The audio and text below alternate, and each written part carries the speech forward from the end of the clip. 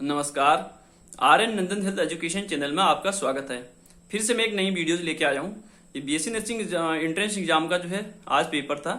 ये paper already पहले हो चुका था, लेकिन उसमें एक सही पैटर्न में जो एक सही रेशियो में जो फिजिक्स और केमिस्ट्री नहीं देने की वजह से एग्जाम जो है कैंसिल हुआ था। इसीलिए आज 18 जून को जो है ये बीएससी नर्सिंग एंट्रेंस एग्जाम को जो है कराया गया।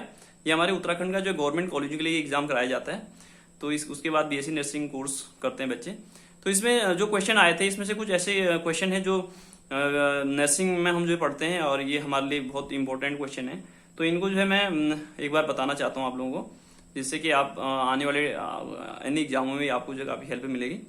तो इसमें पहला क्वेश्चन ये आया था, एक स्वस्थ वयस्क है, उसकी जो है फेफड़ों की कुल कैपेसिटी कितनी होती है। तो जो एक स्वस्थ वयस्क होता है उसकी टोटल लंग्स कैपेसिटी जो होती है 6 लीटर की होती है। ठीक है, और उसने कंफ्यूज करने के लिए ऐसे दिया था, एमएल में उसमें दिया था, उसको थोड़ा ढंग से देखना था। और दूसरा क्वेश्चन ये दिया था इसमें, डायबिटीज कीटोएसिडोसिस जो है इंसुलिन जो डायबिटिक पेशेंट होते हैं डायबिटीज वाले, तो उसमें कीटोएसिडोसिस अगर डायबिटिक कीटोएसिडोसिस वाला पेशेंट है तो उसमें किस प्रकार का इंसुलिन दिया जाएगा। तो उसमें जो है हम ह्यूमन रेगुलर इंसुलिन देते हैं। फिर तीसरा क्वेश्चन इस टाइप का था, चेचक के टीके का आविष्कार किसने किया था। जो हमारे एडवर्ड जेनर वैज्ञानिक थे, उन्होंने जो चेचक के टीके का आविष्कार किया था। और एक फिर चौथा क्वेश्चन ये था कि जन्म पंजीकरण की सीमा क्या होती है। ये हमारा चाहे जन्म यानी कि बर्थ का रजिस्ट्रेशन करना हो या डेथ का रजिस्ट्रेशन या फिर स्टिल बर्थ, इस तरह का जो रजिस्ट्रेशन करना होता है ये हमारे 21 दिन के अंदर होता है।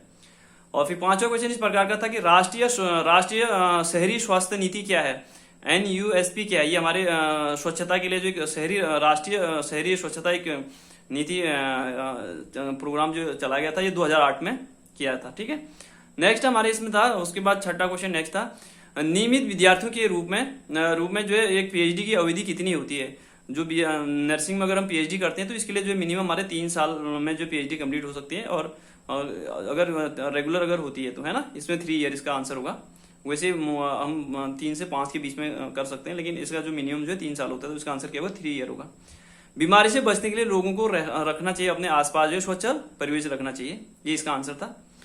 उसके बाद नेक्स्ट क्वेश्चन था, प्रसव पीड़ा के संकेत में कौन सा नहीं है। जब लेबर पेन आता है प्रेग्नेंट लेडी को, तो उसमें 2 प्रकार के पेन होते हैं। एक तो हमारा जो ट्रू लेबर होता है और एक फाल्स होता है ना।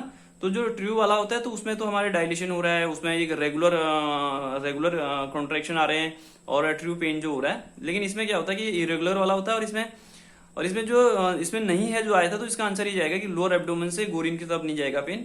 अगर जब ट्रू पेन होता है तो वो पेन हमारा जो है कहाँ जाता है, बैक की ओर जाता है, और रेगुलर टाइप का पेन होता है। तो ये इसका आंसर था कि लोअर एब्डोमेन से जो गोरिन की तरफ जा रहा था, तो ये नहीं होना चाहिए। ठीक है, नेक्स्ट है डेसिडुआ ब्लास्टोसिस को ढकने वाली जो स्थली जो परत होती है उसको हम क्या बोलते हैं, डेसिडुआ कैप्सुलरिस बोलते हैं, जो जहां पर हमारा प्लेसेंटा फॉर्म होता है ना। तो ये जो है हमारा इस टाइप का क्वेश्चन था। नेक्स्ट है, विटामिन डी की अधिक मात्रा पाई जाती है। विटामिन डी की जो नॉर्मल हमें लेनी चाहिए 400 से 600 यूनिट लेनी होती है, तो उसमें जो है ये सबसे ज्यादा जो पाई जाती है विटामिन डी की जो होती है ना, ये हमारा जो कोल्ड लिवर ऑयल होता है, इसमें सबसे ज्यादा विटामिन डी की मात्रा पाई जाती है। नेक्स्ट क्वेश्चन था, एनएचएम जो है, एनएचएम का फुल फॉर्म ये पिछली बार भी आया था। ये जो है नेशनल हेल्थ मिशन हम इसको बोलते हैं 2005, जिसके अंडर हम काम करते हैं। और इसके बाद एक क्वेश्चन आया था इसमें नेक्स्ट, हाँ, आईसीयू का पूर्ण रूप क्या है। इंटेंसिव केयर यूनिट इसका पूर्ण रूप है। ठीक है, और उसके बाद एक क्वेश्चन इसमें नेक्स्ट आया था कि स्वस्थ मनुष्य का रक्तचाप कितना होता है, 120/80 mmHg ये होता है। ठीक हो गया। नेक्स्ट था, राष्ट्रीय जो एम्बुलेंस सेवा होती है इसका जो नंबर होता है 108, ये आप सभी को पता ही है।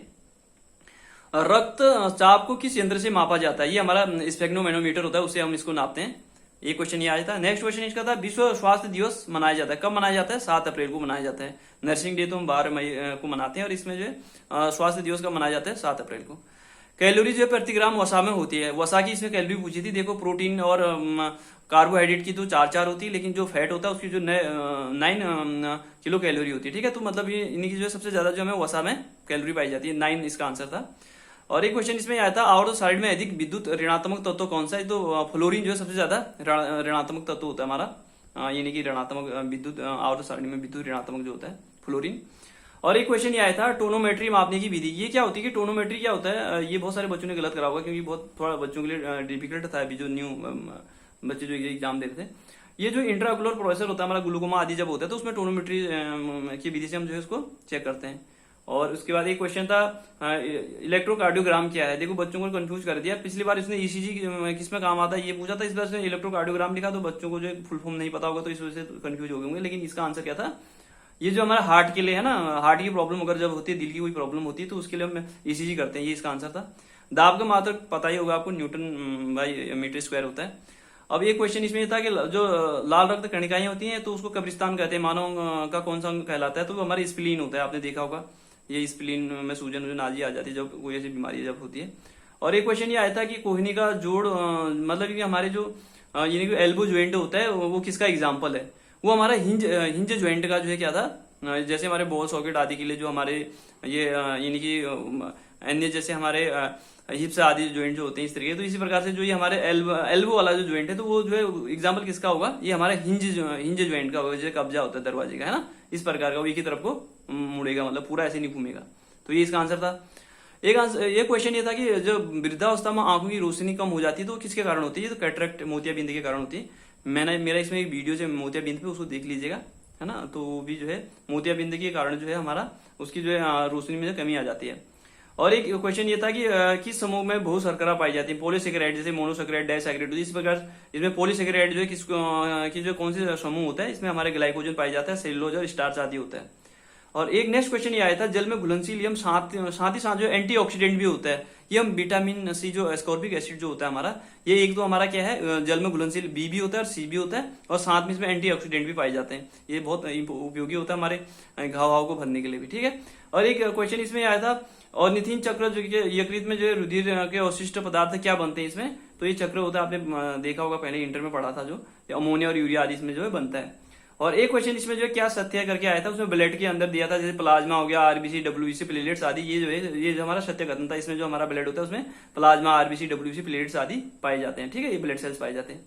और एक क्वेश्चन उसमें ये था, नेक्स्ट क्वेश्चन ये था उसमें कि हमारे जो जाइगोट होते हैं उसमें म्यूसिस अगर का डिवीजन अगर होता है तो जो एक उसमें विशिष्ट प्रकार का लक्षण क्या पाया जाता है, उसमें जो